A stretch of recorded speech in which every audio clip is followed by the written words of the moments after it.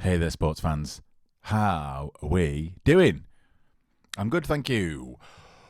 Welcome to the second of a series of videos that I'm doing on the 10 Yards Back YouTube channel for the playoffs. Playoff football, baby. This is game 2 of the preliminary Eliminator, not quarterfinals, the pre-semi-final Eliminator playoffs, middle 2 of the bottom 4 of the top 6. Rolls off the tongue, doesn't it? This is how things stood at the end of round 27 of the regular season. Hull KR finishing on top, Wakefield finishing just coming into that top 6 in their first season back in Super League. Well done, Wakey. But the game we're discussing today is 3 versus 4, Leeds versus Saints. Leeds on home ground. I said this on my other video, a bit of a gripe with the scheduling of this one. I understand that they want to give someone advantage. You know, there are going to be games next week on Friday and Saturday as well. But if this game would have been on Friday instead of Saturday, it still would have been up in the air, wouldn't it? Who's going to play Hull KR? Who's going to play Wigan? Whereas when you put 3v6 on Friday, you know what the semis are going to look like by the time Friday ends. You know who Wigan are going to play roughly. You know who Hull KR are going to play roughly. You certainly know who they're not going to play. So they missed a trick there, but this one is on the BBC. So I'll probably watch it there, I think, the old Leeds versus Saints game, because I do like the BBC coverage. Now, these teams have met several times this year. I think it might even be 4 times. Definitely at least twice in the regular season, like everyone does. And once at Magic Weekend. Leeds won the Magic Weekend game with one of Saints' better kits in recent memory. Won it pretty convincingly, and it was a very sour spot for Saints, a very high spot for Leeds, because that was kind of marked their resurgence during the season. That was where they started to sort of get a little bit better form. But the other couple of games, Saints have actually won quite convincingly. The one at Totally Wicked, I forget the score, but it was the one where Harry Robertson pulled off that absolutely worldy of a tackle on Ryan Hall. It was basically over the line, wasn't it? But he was held up, pulled into touch, and that was young players assemble. It was like Harry Robertson, Owen Dagnall, George Delaney, all there pulling him into touch. So these two have got a rich history in the league this year. Leeds will absolutely be looking to get one over on St Helens as they go into the not quarterfinals. So the team sheets are out. These are the 21-man sheets. I'm going to go over what I think each team will look like on the night and what to consider in the game for each team. So let's have a look. Let's start with Leeds. So this is what I reckon the team will look like for the Leeds outfit. You've basically got it's not 1 to 13. It's not the 1 to 13 that started the season, but it is who they would like to pick. You know, there's no one really missing there. And they've got a bloody big bench, haven't they? This is a mixture between where I would probably go with it and where I think they'll go with it. The starting 13 is pretty much set. It's the bench and the not included that kind of have me thinking. So Connor and Miller were always going to be listed in the 21-man squad. I'll be interested to see if they actually make it onto the field. I know Miller was rested last week, I think, with Connor having a rib injury. They were wearing the old Brad Arthur costumes on the sideline, weren't they? The striped tie.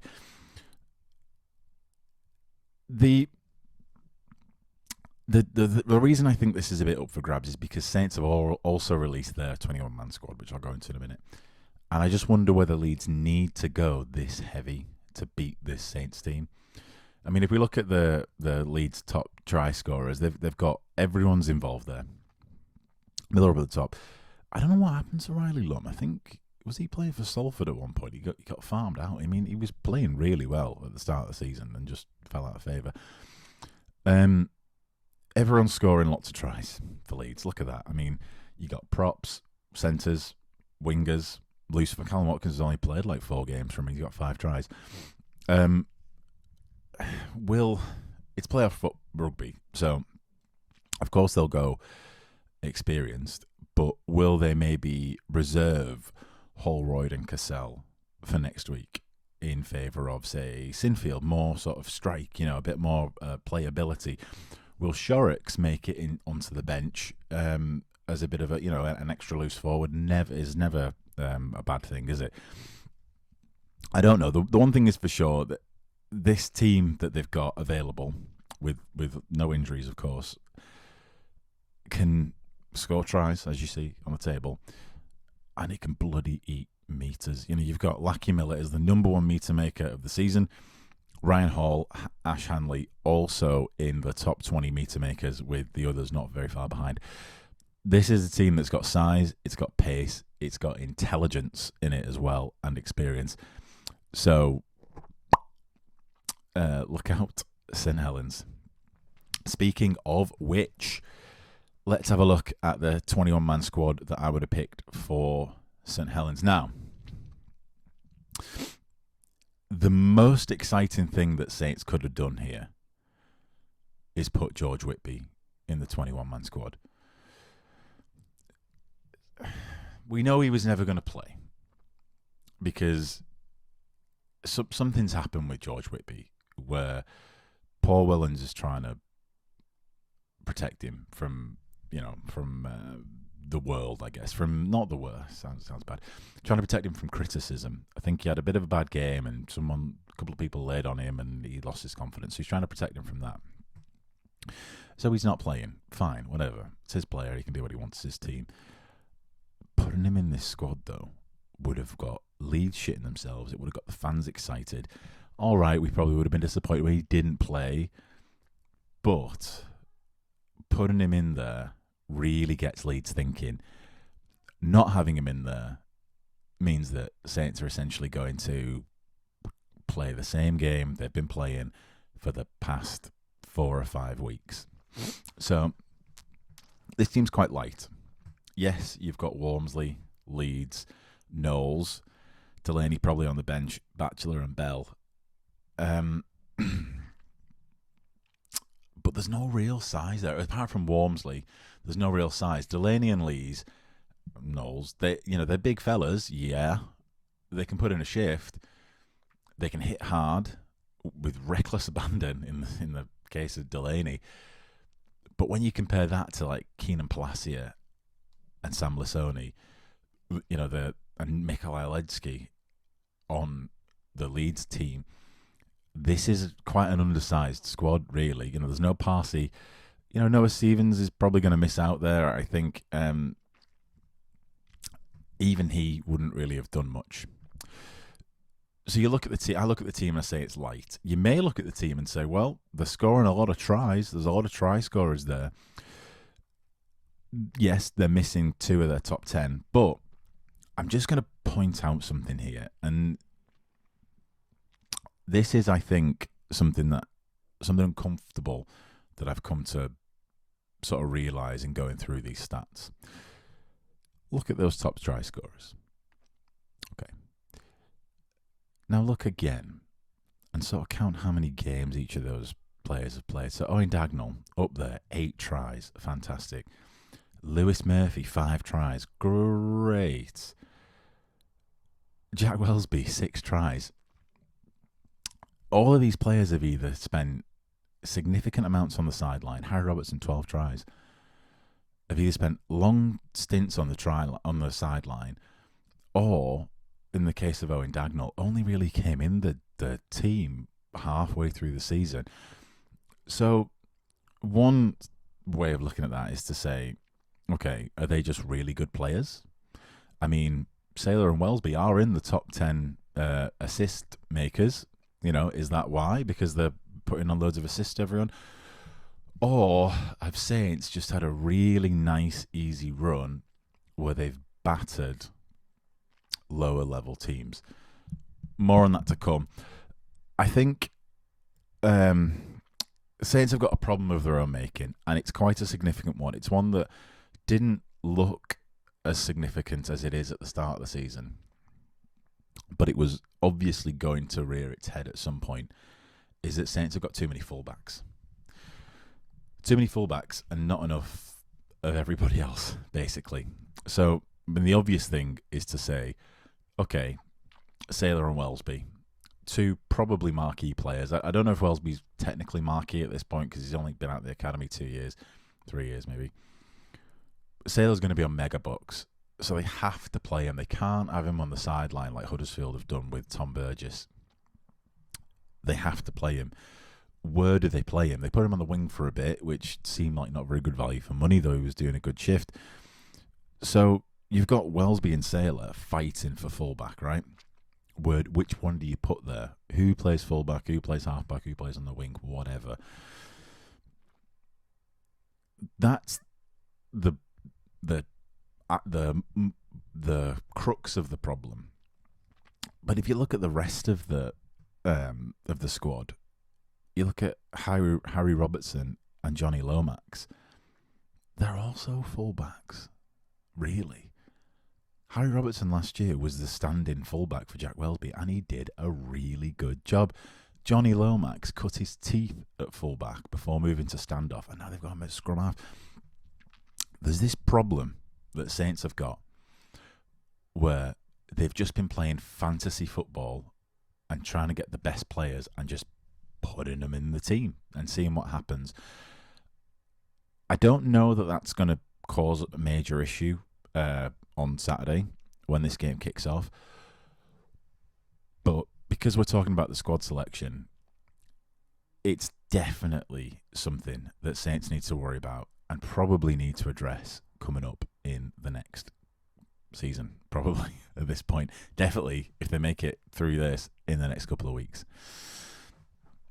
All right, the head-to-heads then. So if you look at, again, this graph is upside down. I couldn't figure out how to do it. I've generated it on Google Sheets and not Microsoft Excel, where the spreadsheet platforms are available. And so it's upside down. So you see Saints started off well, dipped down a little bit, and then kind of been middling. There was that bit there around 21-22 where I thought they were going to win the whole thing. Got delusional, bought the hype. I thought they were going to finish second, basically, and it looked like they could. Leeds have kind of done a similar thing, except they started off a little bit poor, and then, like I said, that Magic Weekend performance against Saints, they kind of picked up a little bit. And Saints and Leeds have kind of been neck and neck for the past 7 or 8 rounds, haven't they? They've been sort of there or thereabouts, second, third, fourth, fifth, second, third, whatever. So 2 pretty even teams. If you look at the stats as well, the stats spell a story that is of really even teams, really even games. Now, Saints have played Salford 3 times, but Leeds have played Salford twice. And these are whole season stats. So I think you can take these for what they are. The problem here is that Leeds have got their 1-13 and Saints haven't. And they haven't really got their preferred bench either. So looking at like meters, carries, offloads, these things are all things that are probably going to be affected in little pieces by the fact that they're missing the likes of Owen Dagnall, Lewis Murphy, that aren't in the team. Those strike players.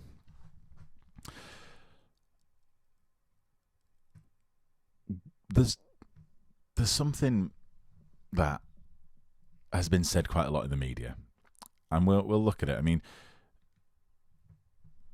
there's something that's been said in the media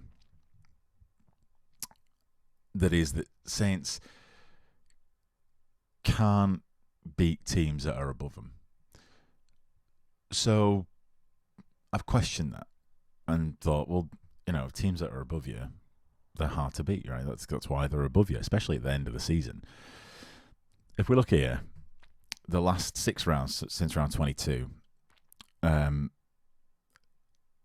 Saints have lost. It's the dark blue with the red writing on the Saints side to Hull KR, Wigan and Lee 3 weeks in a row. And they've beaten Huddersfield, Hull FC and Cass, all teams below them. Leeds beat Cass, Hull KR, number 1, Hull FC and Huddersfield, and lost to Catalans and Wigan. So Leeds are a little bit more up and down in their performances, particularly coming into this. They got 2 losses on the bounce coming into this. That can't be very good for their confidence. But if we look at who they've played and how they've done against them, just generally across the season, it's a bit of a weird picture. So this table, it's a bit convoluted. If you kind of just have a look at it, have a glance at it, I'm going to try to talk you through it as interestingly as I can. This table breaks down the number of times each team, Leeds and Saints, have played teams that are either above them or below them in the league, higher or lower, and how generally they've done against teams that are higher or lower. The alarming stat here is that Saints have scored 595 points against teams that are lower than them in the table, and only 82 points against teams who are higher than them in the table. That is a weird stat. It means that about 87% of Saints' points have been scored against teams that are lower than them. Compare that to Leeds, who, looking at that very broadly, I would say that's about just under about 30% of Leeds' points have been scored against teams that are higher than them in the league. Saints, you're talking about 12%. So I think the hype is real on that, where Leeds perform generally better against teams that are higher than them compared to Saints. The interesting thing, though, that I'm going to point out here is the against column. And this is where I think Saints need to pin all of their hopes. And I understand I'm talking about Saints a lot in this video. I'm a Saints fan. I feel like this game is kind of in Leeds' hands, so I'm going to lean on talking more about Saints, to be honest. The against column isn't that different. I mean, the average against is, but the absolute isn't. All this is to say, Leeds finished higher than them in the league, yes. But quite a lot of those 82 points, teams that are higher than them in the league, are against Leeds, weirdly. Saints are Leeds' bogey team for the year. And I don't know why. I don't know what it is about them, but Leeds just can't seem to beat them, and that's going to really put a fire under both teams on Saturday. So it'll do weird things to the psychology. All right, let's have a look then at just the simple head-to-head, simple brass tacks. Let's wrap it up, Jim. Let's get on with it, shall we? All right, we got Leeds finishing 4th, Saints finishing 5th. There's not a lot in the stats generally across the season. Leeds coming into this with a 2-game losing streak. Saints, yeah, they won their last 2, but they lost the 3 before that. So what does that mean?